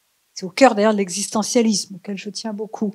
Mais je voudrais juste reprendre ce que vous dites. Quand vous dites qu'il y a des personnes qui ont du mal à ne pas s'accrocher en fait à des préjugés ou ils ont du mal à penser contre eux-mêmes. J'injecterai un peu de sociologie dans la phénoménologie parce que, et ça c'est la grande l'apport, je trouve, de la théorie critique aussi. Et je crois que c'est important même qu'un philosophe soit pas coupé des conditions sociales, économiques, des conditions de travail d'aujourd'hui et de ce qu'elles font aux humains. Il se peut que les structures sociales et économiques et l'accélération, la Beschleunigung, pas seulement la vitesse, mais l'accélération, le fait qu'il y ait de plus en plus de mails, qu'il y ait de plus en plus de choses, que nous sommes presque tous un peu comme des hamsters, comme dit Hartmut Rosa, dans la roue. Nous avons plein de choses. La désynchronisation entre le temps des mails, de l'économie et le politique, la délibération, ça prend du temps. Ça crée chez les êtres un sentiment que rien ne va et un malaise qui est comme en médecine, comme une maladie chronique. Il y a plusieurs causes, mais on se sent toujours mal parce qu'on ne sait pas d'où vient ce malaise. Mais on sait que ça ne va pas et on ne se sent pas synchrone. Il y a une rupture entre les générations. Beaucoup, aujourd'hui, mes grands-parents, leur expérience servait à leurs enfants. Aujourd'hui, même nous, à notre âge, on a l'impression que notre expérience ne sert pas forcément aux plus jeunes, tellement le monde s'est accéléré.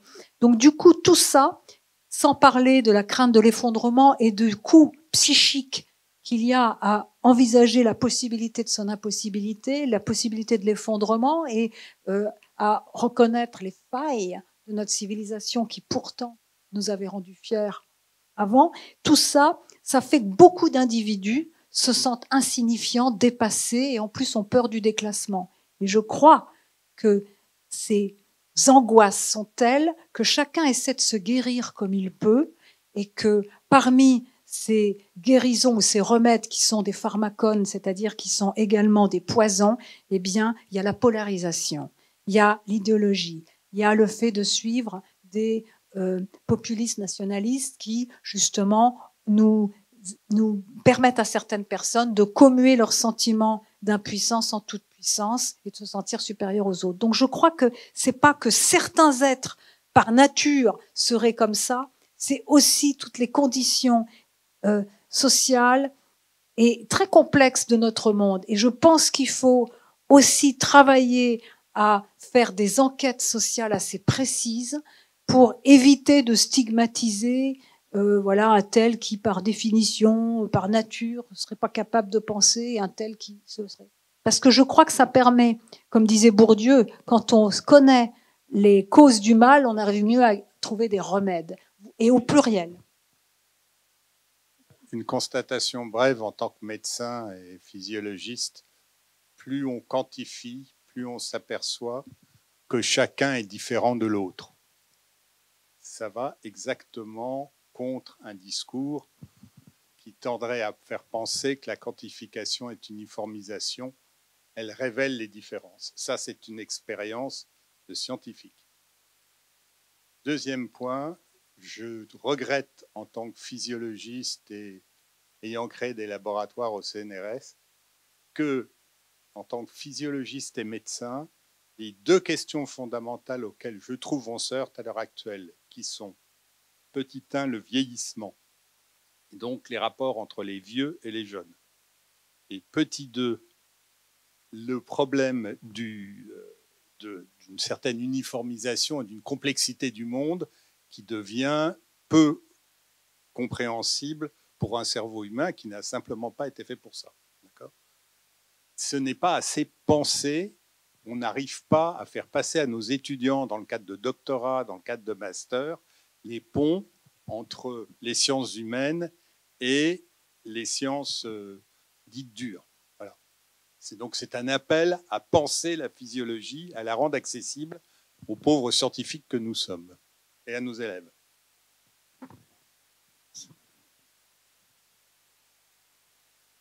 C'était plus un commentaire qu'une question, peut-être. Je vais en prendre une autre, et comme ça, vous pourrez répondre en même temps.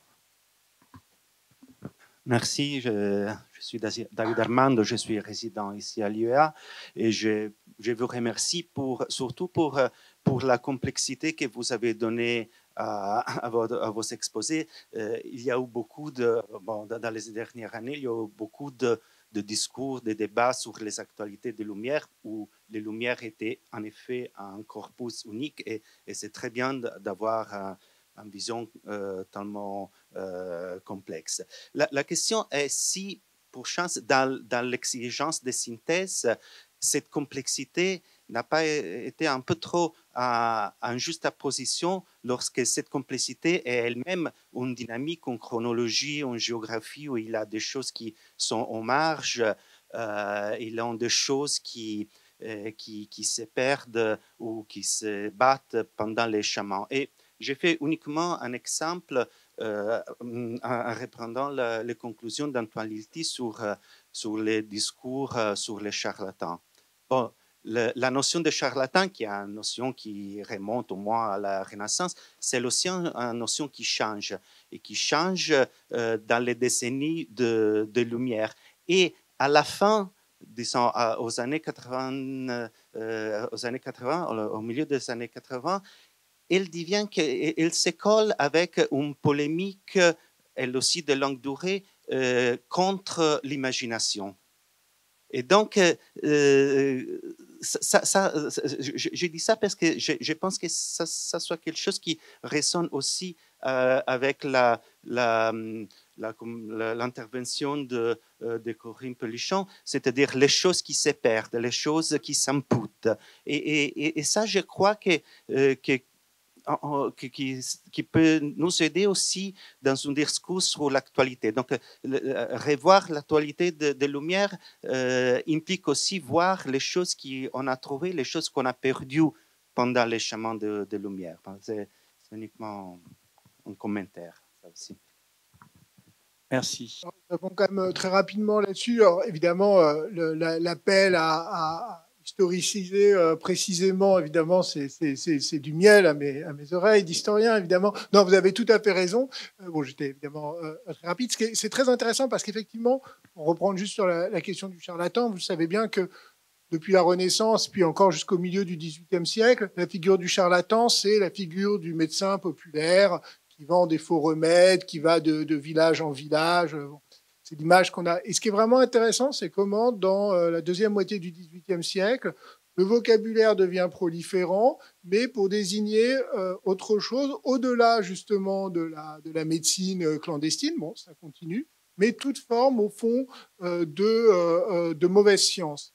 Alors, soit effectivement, on peut le préciser du côté de l'imagination, des pouvoirs de l'imagination. Il y a la grande crise autour de Mesmer, ce médecin autrichien qui vient à Paris, qui a énormément de succès.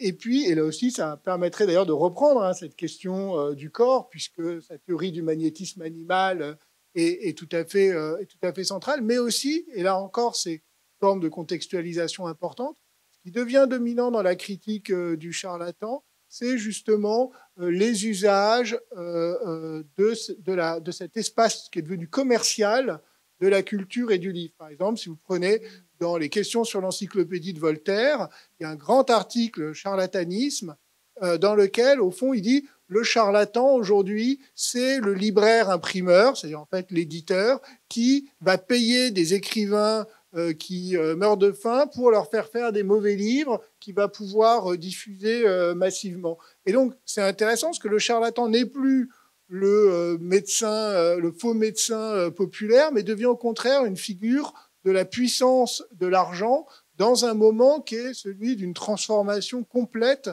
du monde littéraire et philosophique. Voilà, on peut très précisément en fait situer les évolutions de cette figure et de ce discours par rapport à des transformations sociales du monde intellectuel. Là aussi, aucune ressemblance, etc.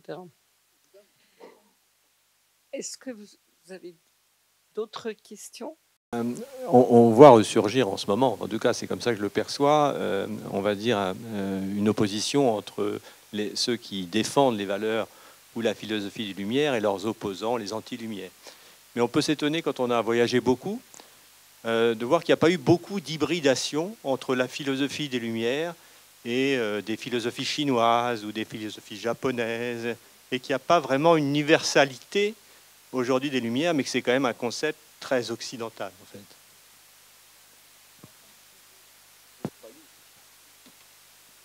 Alors, à la fois, c'est bon, vous n'avez pas tort, c'est-à-dire que évidemment, les Lumières restent très marquées par leur origine dans l'Europe du XVIIIe siècle, mais en fait, aujourd'hui, il y a tout un courant, au contraire, qui insiste justement sur ces formes d'hybridation. Vous prenez l'exemple du Japon, bon, toute l'ère Meiji, c'est au contraire justement une hybridation très forte avec des Lumières européennes au Japon. Et en vraiment hybridation, de temps en temps, on a cru que c'était une sorte d'importation par les Japonais, mais c'est vraiment...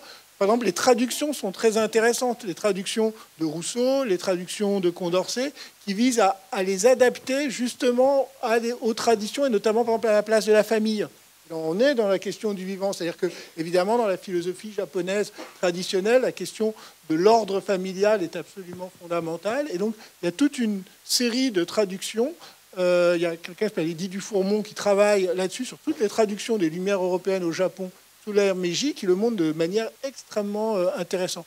Et on peut faire le même type de démonstration sur les Lumières en Afrique. En Chine aussi, la révolution républicaine en Chine au début du XXe siècle est extrêmement marquée par l'importation et l'hybridation et la discussion de concepts qui viennent justement, alors là, plutôt du libéralisme politique des Lumières. Merci beaucoup. Je crois qu'il est temps peut-être de nous arrêter. Alors, comme nous sommes les puissances invitantes et que j'ai le micro, je vais me permettre, non pas de conclure derrière vous, mais peut-être pour vous inciter à revenir à la seconde séance du cycle, vous donnez juste quelques étonnements. Voilà. D'abord, j'ai bien compris que pour vous, et c'est évidemment la réalité, le progrès était plutôt du 19e, et que la notion de progrès était finalement quelque chose qu'on avait refait dans notre esprit. Il n'empêche que quand même, en dehors de Condorcet et de son grand livre, tout ce qui est amélioration, ce qu'on appelle méliorisme, etc., c'est vraiment au cœur du 18e. Et je trouve que justement le passage du progrès qu'on a aujourd'hui, qui est extraordinairement mis en question, je veux dire, à cause effectivement du technosolutionnisme et de ce qu'il a beaucoup apporté, je trouve que retrouver la racine de cette amélioration constante me paraît tout à fait un peu intéressant. Vous avez parlé du cosmopolitisme. Moi, je trouve personnellement qu'il y a d'ailleurs une séance qui est la 3e là-dessus. Je trouve que c'est une notion extraordinairement moderne, très proche du multilatéralisme ou du multipolaire, alors que justement l'universalisme nous paraît aujourd'hui très cassé, comme vous l'avez d'ailleurs dit chacun. Et je trouve que cette notion, il faudrait la revivifier parce que elle correspond beaucoup plus finalement à l'éclatement du monde qui était vécu au XVIIIe siècle dans une paix, pas perpétuelle, mais dans une certaine paix. Enfin, il y a eu beaucoup de guerres au XVIIIe, mais enfin, je veux dire, dans un espoir de paix, alors qu'aujourd'hui, ça ne sera sûrement pas le cas. Troisième observation, vous avez vraiment très peu prononcé le mot de valeur. Vous l'avez même soigneusement évité, chacun. Pas à la même place, mais chacun, ça m'a beaucoup frappé. Vous l'avez remplacé par principe. L'un, je trouve, pour dresser le portrait des Lumières, et l'autre pour éviter un peu ce qu'il y a de rigide dans les Lumières et d'abstrait. Et finalement, aujourd'hui, est-ce que c'est pas à l'heure ces quêtes de valeur au lieu de cette quête de principe? Et je trouve que, voilà, s'il était 18 heures, ça vaudrait le coup d'en parler. Deux dernières choses. J'ai quand même été très étonnée qu'à la question du docteur Gérard en particulier, aucun de vous deux, et d'ailleurs vous l'avez fait absolument dans aucun de vos exposés, vous n'ayez pas prononcé ce mot pour lequel moi j'aime le 18e, c'est le bonheur. Le mot bonheur est quand même quelque chose qui éclaire le 18e. Si, quand même, je veux dire, voilà. Oui, mais c'est ça quand même, ça éclaire quand même beaucoup, et c'est chez tous les philosophes, je veux dire tous, d'une manière très différente, mais c'est à peu près tout. Enfin, vous êtes beaucoup plus savant que moi, mais c'est unique, c'est des étonnements, voilà. Et dernière chose, dernière remarque. J'ai trouvé très passionnant Corinne termine son exposé par la pensée des limites, qui effectivement est le fondement de l'écologie, alors que moi j'ai vraiment l'impression que le 18e se projetait sans limite, pas comme le 19e, effectivement, pas comme le côté dominant, conquête, etc. Mais enfin, quand même, vous avez vous-même parlé du colonialisme, d'une part. Le XVIIIe siècle, c'est un siècle de continuation des découvertes. C'est un siècle extraordinaire en matière de découvertes botaniques en particulier. Et je trouve que c'est vraiment... il y avait comment dirais-je, une acception heureuse de l'absence de limite, peut-être inconsciente d'ailleurs, hein, très certainement.